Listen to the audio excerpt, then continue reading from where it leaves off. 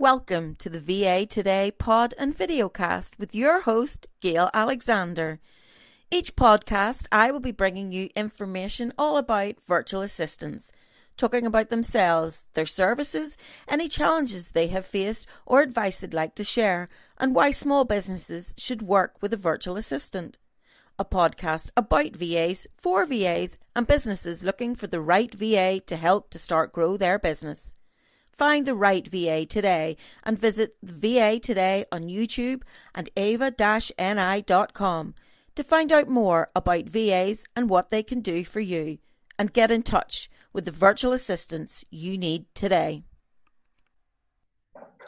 Hi everyone, it's Gail here from the VA Today YouTube channel, and today I am speaking with Amanda Haddock from AHA.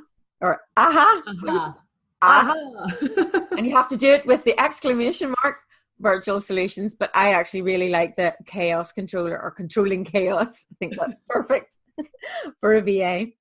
And Amanda is an Australian, but based in Salt Lake City at the moment. And she has been working in VA industry and sort of the client admin industry for 15 years now. So she's very experienced VA here. So it's a real pleasure to talk with Amanda today. And hi, Amanda, and welcome. Hi, Gail. Thanks for having me. Oh, you're very welcome. So basically, to start off with, it was, well, we've already said, but what is your business and what are your services? What do you offer as a VA? Okay, so my business is Virtual Solutions. Brilliant. And I offer a range of services ranging from like admin services to social media management to client relation management. So anything from scheduling to email filtering, inbox organization, calendar management, travel plans, event management. I can scheduling, speaker engagements. Like I said before, social media management, so Instagram, Facebook, Twitter, Pinterest, and basically just, a wide range of... And it's quite a wide gambit of tools and skills. I can see that you also have a bit of first aid training there as well. I do. I was an EMT, so an emergency medical technician for a little while. And I've worked in a hospital doing more of the admin side of stuff, but I got that healthcare side. So yeah, that even offers you the opportunity to work in that specific. I would love to, to definitely help well. So as you can see, VAs come from all backgrounds and all skills from a long history are so valuable. Everything's useful at some stage. So how did you become a VA and sort of why? What was your main driver to becoming a VA? You know, this is going to be a common answer I think you'll find with a lot of people. But, I mean, kids. I had my kids. America does not really offer a long maternity leave. So, I mean, it's kind of like you don't even get to experience that option of do you even want to go back, like leave and go back. So I wanted to stay home with my kids, and then the longer I did that, the more I realized I wanted to be a stay-at-home mum. So I wanted to be with them. You probably know about this. Sometimes you're like, should I? Is this what I want? Yeah, this is quite similar. But it is. That is the kids, my family, my husband, my dog. They're my why. So that's why I want to be. And so I also wanted to contribute, right? I wanted to bring in a residual income. I wanted to have my brains not turned to mummy mush anymore. Yes, that's important. I wanted to use those brains and use what I used to waste. You don't want to waste that. Yeah. And so all of those things together, I thought, okay, I want to work from home, but I wanted to do something on my own agenda as well and give me the flexibility. Yeah. So, I'm taking all these skills I've had from before, set up my own business, and there you have it. So that's where the name came. I was like, that eureka moment. Exactly. Well, there you go. There's always a story behind every name, and yours is slightly better than mine. Mine's just my initials in a VA. Well, that actually is my initials. Well, that's true as well. So it's kind of works guess. doubly through. Still, Yeah. I quite like that, but too. So how long have you actually specifically been running as a VA? So I have done a lot of this stuff in the past, but my business has only been going for like this past year, and that's it. Yeah. So I just thought, this is the way to get more clients on board and kind of get myself out there, as opposed to just kind of doing it behind the scenes privately, So yeah, it's now a proper virtual assistant, sort of consultant, freelance type role, rather than just, picking up bits and pieces there. It's Yeah, exactly. Yep. Yeah, it's kind of the way I started out. Like I've only really been doing it the last year, but had been doing the work for a while beforehand. Whereas now when you put a label to it, it makes it more official. And it's, there's some authority behind it, because VAs do such valuable work. Absolutely. Yeah, absolutely. Instead of trying to get a temp in or a full-time employee, a virtual assistant is probably the answer to a lot of businesses, entrepreneurs, startup company. I definitely think so. There's such a wide range of services. You eliminate that overhead. It's definitely valuable. Yeah, which is good for us. Yay! So do you? Because you were mentioning kids, and I'm the same. Do you work part-time or full-time as a VA, or the hours that you can fit in? I do. I work part-time. I definitely work part-time. When they're quite young at the moment, when they get a little older and they're in school and the school hours increase, then I'd probably move to full-time. But I mean, and the thing is too, is it's part-time, but I've definitely had hours before where it's been encroaching past that. And then, and that's the thing though, is like one of the advantages of the whole VA thing is the flexibility. I mean, when I've taken on more hours than I've wanted, I guess, I mean, I still can get up very early in the morning or do stuff late at night, and it's not just everything in the middle of the day. So, you definitely can, you have the flexibility to take on extra hours. If you do kind of swings and roundabouts. If you have a lot of work on, you can fit it around, and then other times absolutely. You can have a bit of chill time and spend it with the kids. There's so much things that you can do that you can still be spending time with your kids. I mean, those parks are a lifesaver, aren't they? Is it? Yes, it is. Sorry. I'm so glad school is starting back. I know. I bet. I still have to get to that point in my life. Mine starts school tomorrow. He's climbing the wall, so yes, can't wait. I'm sure he can. So in your path to becoming a VA, did you take any specific VA training, or did you just, use the skills that you had and then tailor it towards the sort of VA way of doing things, or was there actually specific VA training? Okay, so a couple of things. Firstly, yes, I've got skills from past admin type work, so I mean those have come in handy big time. So used all of those. I have done my own training, so I've had clients that have provided training for me, like because they've used a specific software or platform, and so they've kind of given me the basics on how to go through all of that. Yeah. Also, when I've had time, I've seen what clients really like to use. Like there's so much software out there right now. Gosh, and I mean, and so much similar type of deals. So I pretty much just put aside time to take one piece and just dabble in it, sign up. There's always a free option, and then just learn how to use it. And the last thing though that really got me into this too was, I don't know if you have heard of the Free Mama movement. It's this amazing lady in her name is Lauren Golden, and she lives in Texas now, I believe. Yes. And she's got a pretty big following. I mean, her Facebook page is amazing. And so she does a course. So yes, it costs money, and you don't have to do it. She provides, and so does everyone else. Like there is so much info on there to be had. Like if you already had some kind of specifics and basics and knew how to do stuff, you could join that page and you just learn everything. You can ask any question you want. And there are a million VAs out there that just want to answer your questions. Yeah.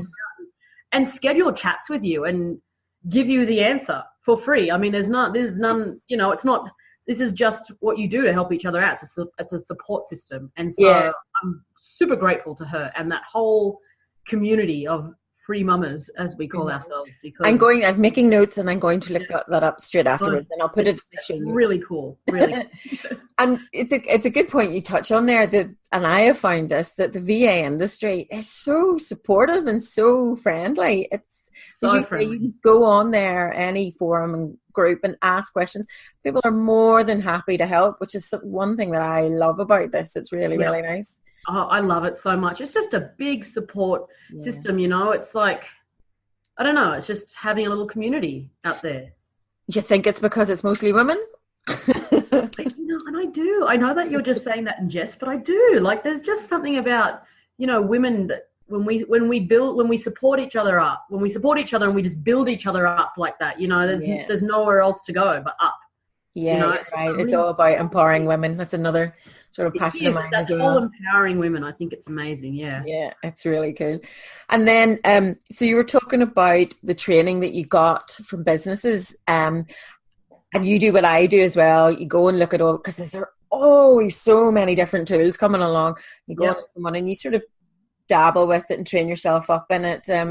Is there any specific tool that you think's amazing, that's a must-have, or is great for a specific purpose? Like, what's your favorite, or do you have a favorite? I was really into Trello for a little while for task management. Yeah. Really cool. But through that Facebook page I was just telling you about, the Facebook group, I should say, the Free Mamas, I got into one called and.co, and.co. I think it's kind of new, because I was talking about it with someone today and they hadn't heard of it. It is amazing. I love really user-friendly. This just does everything. It tracks your expenses, your like all your hours, and you can label every single thing. So every client can have a different label. You can just time all your hours. You track everything through there, invoices. It's just an amazing like CRM. It's really, really awesome. So that's the one I'm really into at the moment, because I just was looking for something that was just a little more user friendly. And you know what else, Gail, is something that was, you know, like free, because unless I'm using another customer's, you know, another client's software, if I'm not specifically using something all the time, that I don't want to pay for it. And I definitely pay for some that I use all the time, you know, and then it's totally worth it for me. But if I'm dabbling here and there, then I can't see the use in it. But this one is just awesome. I love it. So you could be out so much money, because there's always, as you say, there's a free version, and then there's a premium version, and there's so many different ones that maybe work for one client but maybe don't work for another. So and you can totally figure those costs in. I've done that before too, where I've just had to, and then you figure the cost in, and it's fine. But sometimes I'm like, I'm using this and this and this. So this one's been really cool. I love it. I'll have to look that one up. At the moment, I'm using Toggle for I love Toggle as well. Toggle's a good one. Yeah, quite user friendly, and then you know, and for things like proposals and signing contracts and stuff, I just love DocuSign.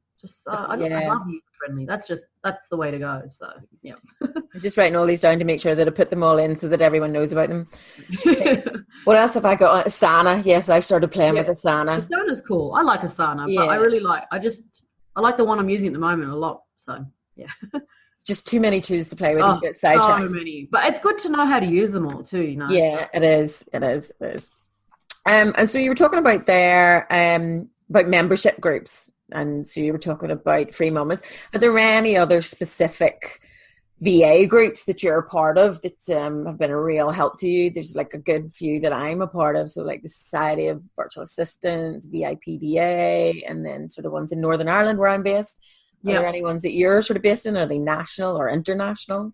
So generally international, but I find that the ones I'm a part of are usually more for the US. But I mean, they're definitely open to everyone. I haven't got any like VA specific ones, although I have to say the Free Mama Movement one is really, it seems to concentrate more on the VA side of things. Okay. There's Women Helping Women Entrepreneurs. That is a fantastic group. And then I also have joined a couple of local meetup groups, like in my area. So like Utah Leading Ladies. But it's just really cool because, you know, you get to network and meet people and, you know, it's just It's nice. It's just a support system. I think especially for our industry, it's really important that way, because otherwise you could be sitting here talking to the walls. Oh, absolutely. Exactly. Slightly worrying. But yeah, so as you say, it's a support network. And again, they don't specifically have to be VAs, as you say, just business ones or even women supporting women. I'm part of Lean In, I volunteer with Lean In Belfast. And then there's a couple of local ones, Social BNI, and just even asking questions or even just getting your bugbears out. You know, it's like, have you had a client that does this? What the heck do you do? That kind of thing's really cool, because you need that, because that's what you have in an office. So it is. And, you know, and you get so many opportunities this way, and everyone wants to lend a hand. And I love that. Again, it's that whole empowering thing and building each other up. It's cool. Definitely cool. So, like me, you have some little sprogs, as we call them, little ones. How do you manage your working life? You talked on a little about that you would maybe do a little in the morning, a little at night, or do you have a set schedule? I can really speak. I do. I get up early. I do some work. I do them when the kids go to bed, and I'm pretty lucky because at the moment they have their naps, and I take advantage of nap time. And then I also do have childcare for them 1 day a week, and I'm thinking about doing it 2 days a week. It's kind of nice. It's like preschool/daycare. It's nice. They love it. So it's kind of, you know, it's a win-win. Win-win for you, win-win for them. You know? Just happy kids, happy mum, happy life, happy wife. Yeah, basically. Exactly. Yeah, mine are slightly older and started nursery and primary school, so no naps. Oh, I know. But then they go to school, so it's, you know, sixes, I suppose. Yeah. So I'll miss them. I will, but you can't get anything done when they're about sometimes. So talking about that, and you were saying, you do work from home. Yeah. Have you ever, or do you ever use like sort of a working space, a shared working space, or go to the library or anything like that? Have you ever found yourself needing just to go somewhere? So I use our downstairs area. I brought this up today for better light.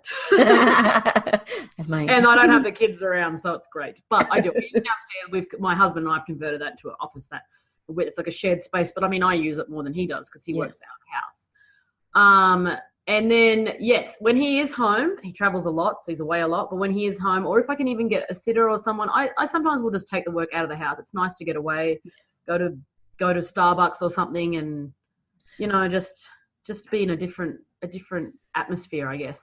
You know? I think that's a good point and a bad point at the same time, because I find myself doing this yesterday. I do take myself out because I have to juggle the pickups, but see, going to all these coffee shops, it ain't good for my waistline. Oh, I need to learn self-control.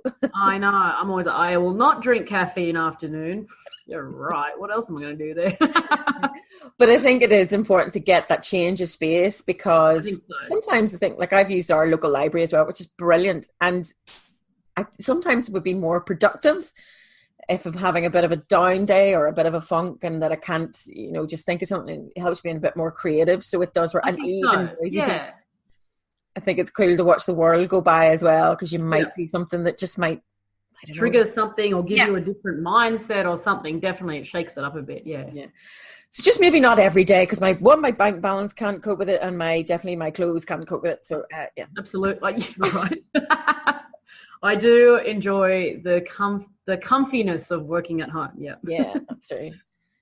Although, as I was talking in another interview, I am in my proper clothes. I am not in my PJs, even though it's getting towards bedtime. But I do promise that I am properly dressed. Right. That's exactly. It's like as soon as the camera comes on, I'm like, all right, it is time to get dressed. It's like proper work.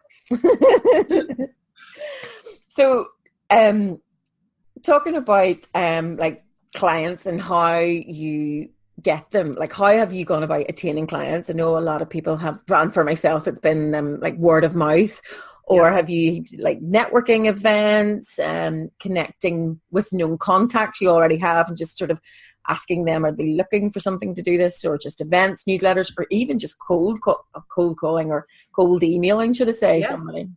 All of it. I started off with warm emails. So I just went through everyone, like everyone in my email list, like everyone like that I know, and just put the word out there, because, you know, I have friends that work in PR and just random. It doesn't even matter, because that's the thing with the VA, being a VA, is that you can there's just the opportunities are just endless. So I contacted a lot of people and just threw it out there, and then I would get calls back. So that worked out really well.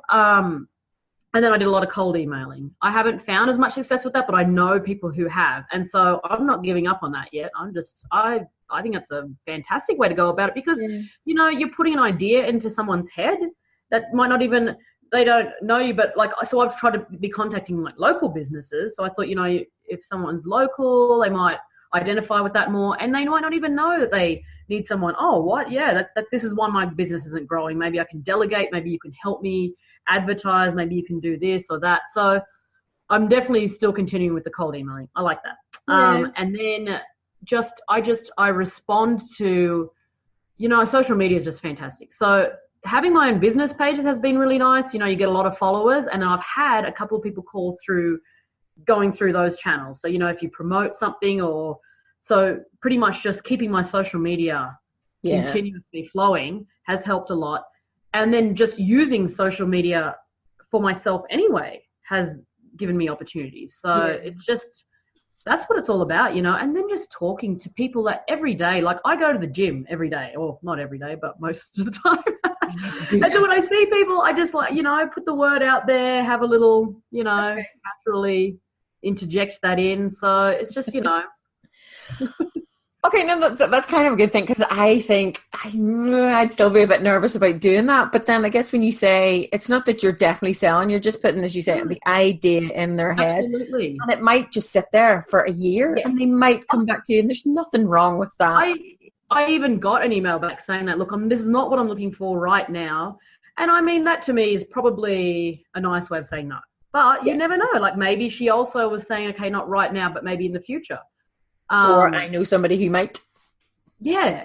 And it's just about, you know, and that's the whole thing. I haven't been trying to really sell myself when I do that sort of thing, as opposed to just saying, look, you know, maybe would you need some help? Maybe you need some help, sort of thing. So I think it's an easy way it's easier for VAs to do that, because you're not saying you need to hire me. It's like, you could hire somebody for a couple of hours.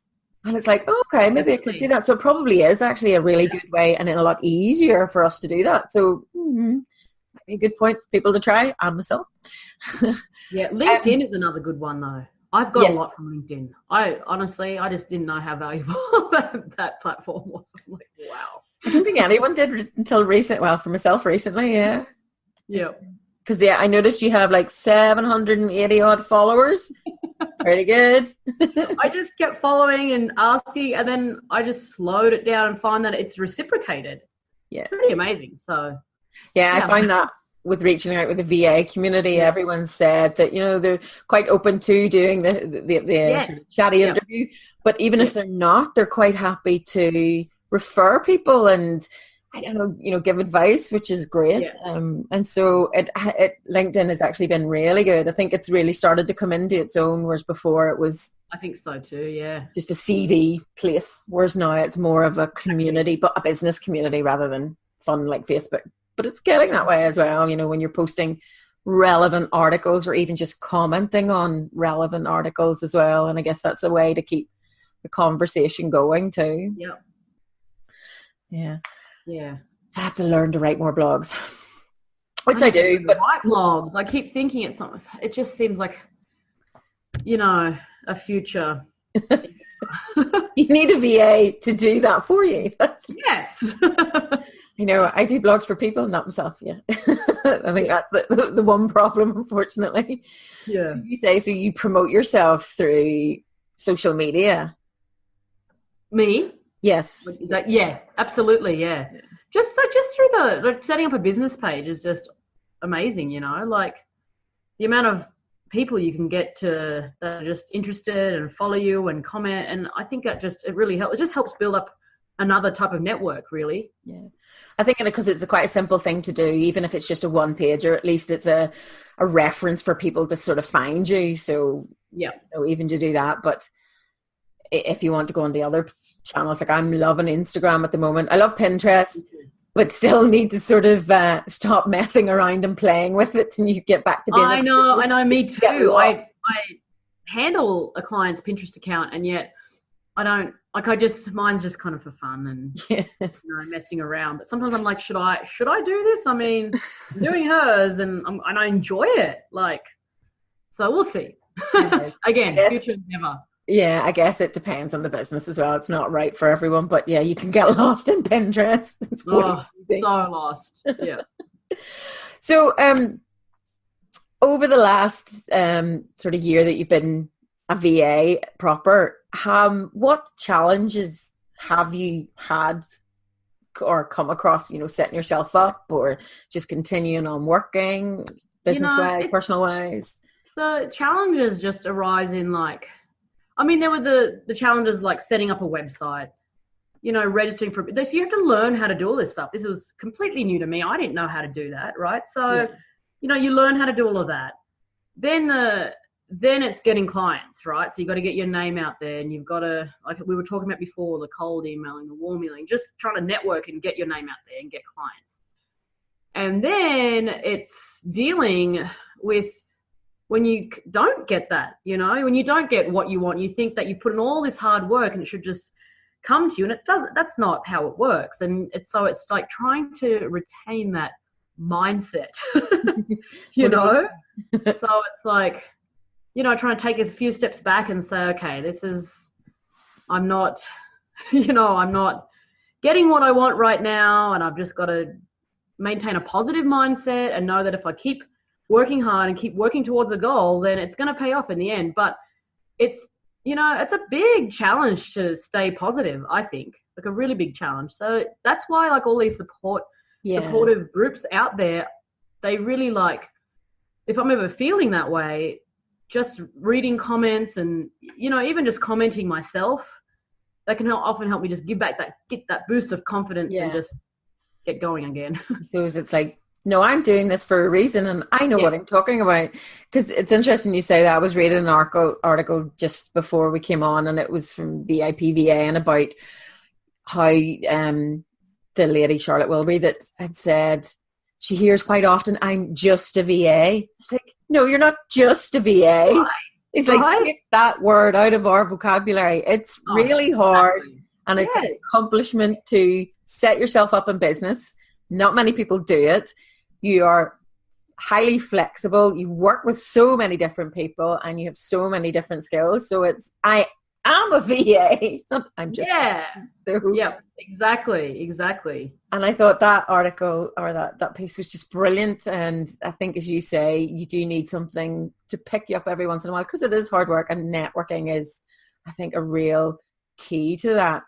Definitely is, yeah. So when you were saying about challenges and setting yourself up and finding out what you had to do, it's like setting up your business page, your website page, which is easy enough when you have the likes of Wix and Weebly and WordPress can be a bit of a headache. WordPress is so tough, but and that was one of the things. I went with WordPress because I thought, what, I think, for the future, this is generally what future clients would use. So I just really wanted to be familiar with it, so I decided to go the non-user friendly route. And but I don't know, again, it's just that finding it's another piece of software that you figure out how to use. So there's so many videos to help as well. yeah, exactly. I love YouTube. And if you're not, I guess you can always pay for somebody to set your website, because it's maybe a one-off fee, and if it helps move the business along quicker than what you could do it, it's an option. So it's not too bad. And then you were talking about registering their business. I guess that's different from country to country. I think it is, and state to state. I know it is. So so even in the States, it's different how it all works. So I don't know. How would you have gone about finding that out?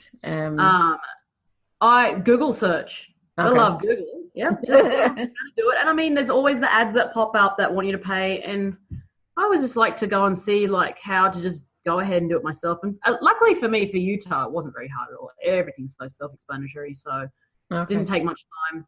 So, yeah, we're not too bad. We've our government. You go on .gov.uk, that has a lot of information there to help you how to do it. And then the ICO about information and privacy policies, and then again, just asking in the group, and and then just registration with insurance and Absolutely, yeah. Public insurance and private debt, that it's something, it's maybe you need to be part of a group to ask those people to say, you need this. But there's exactly things that how did you go about doing this? Yeah, so it's not too bad, but it sounds a bit scarier at the start, but it does, doesn't it? It's so intimidating at the start, isn't it? And then once you just, and then I was like, well, no one's watching me do this. I'm just going to do it, right? There's no one looking over my shoulder and judging me. So let's just go for it. Do it. Yeah.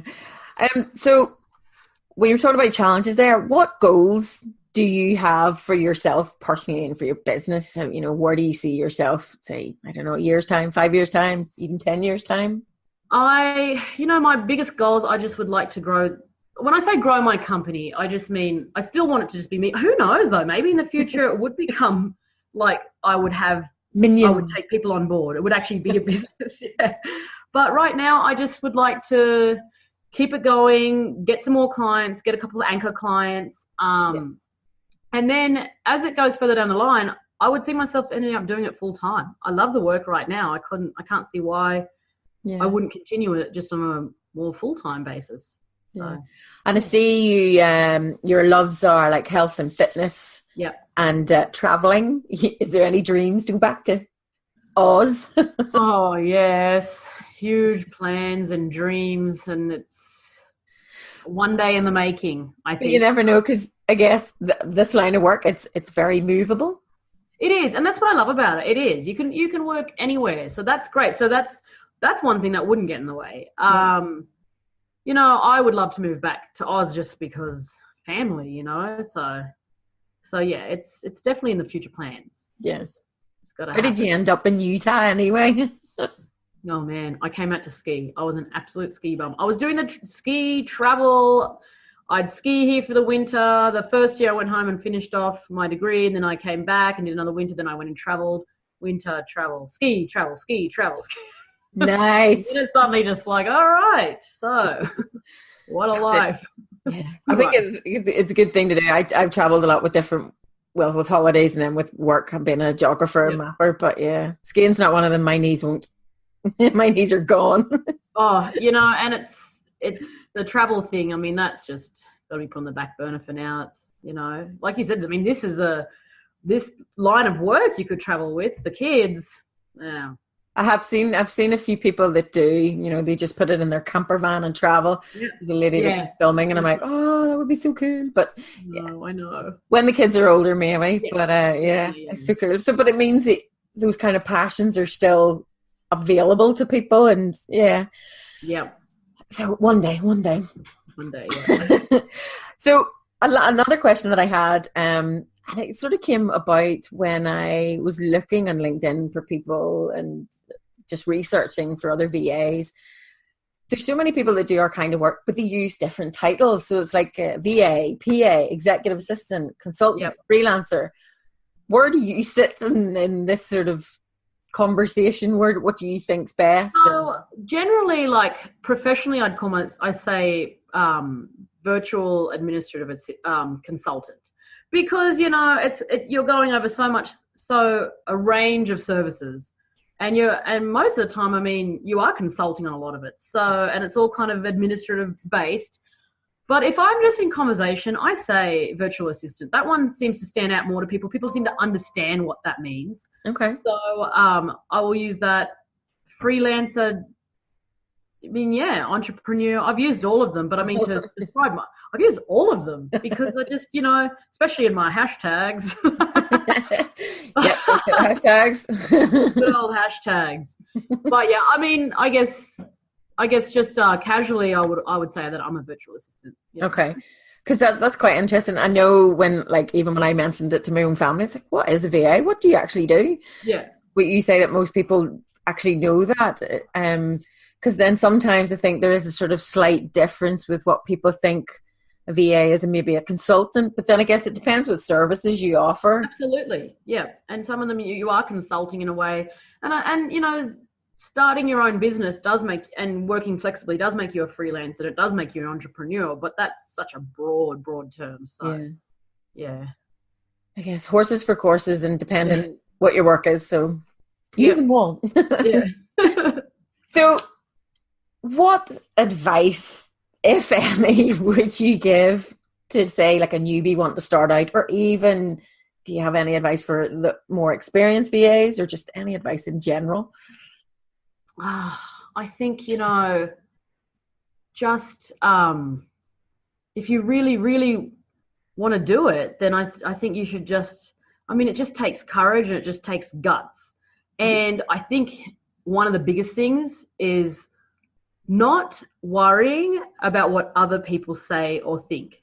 That's one of the biggest things, because that just really can get in the way, of your whole mindset and everything. So just, I don't even know how you put that aside, but just know that if this is what you want to do, then you are on the right path. So I think that's just a general life piece of advice, but it's harder to do. Yeah, exactly. But it is, there's people out there that are, pretty negative, and they can judge you for it, for wanting to get out and do this whole new venture. And who knows why? They've probably got their own reasons for being that way, but somehow you just got to look past that and rise above it. Trucking along. What is my husband, when I do get a little bit like that, my husband always says to me, what anyone else thinks of me is none of my business. And I'm like, that's a pretty good point. That is a pretty good point. I do find that as a male kind of perspective, because maybe this is a sweeping generalization, or it's just a comment to me. I know I'm really nosy and I want to know. Yeah. Which is probably not a good way to be, but sure. Yeah. So I guess that's really all that I think we've kind of covered, what a VA does or can do, or a piece of advice. Is there anything else, like in closing, that you would want to say about the virtual assistant industry, or just setting up your own business in general, or just advice for anyone thinking of starting out? That really, I would say that if you're starting out, is something that you think you would really like to do, I really suggest one of the first networking type things you do is just get out there, get on, and like join some groups, join some freelancing or virtual assistant groups on Facebook. Like look in your local area for meetup groups, because it's always nice to pick people's brains and get an idea of where you want to go. You've got to find exactly like how you want to help people, what it is, what services you want to offer, and then go from there. But it's nice if you have not just the support, but people who have the knowledge that are willing to help. So I think that's a pretty good way to go. Yeah, and I think, as you say, it's like go out there and find what you want to do to help people, and then you can start niching down. I don't know if that's true, but niching down into an area that you really love, and kind of that's what I'm doing with the video. I'm starting to really, really enjoy doing this. So that's a really great piece of advice. Well, I think that's really all that we've wanted to talk about. And so I really thank you very much for joining me and taking the plunge and doing a mad video with myself and for the VA today. And I wish you all the best with your ventures and your hopefully move to Australia someday. And hopefully we will see you again sometime. I hope so. Thank you so much, Amanda, and I will talk to you soon. Pleasure was mine. Thanks, Gail. Okay, thanks very much. See you.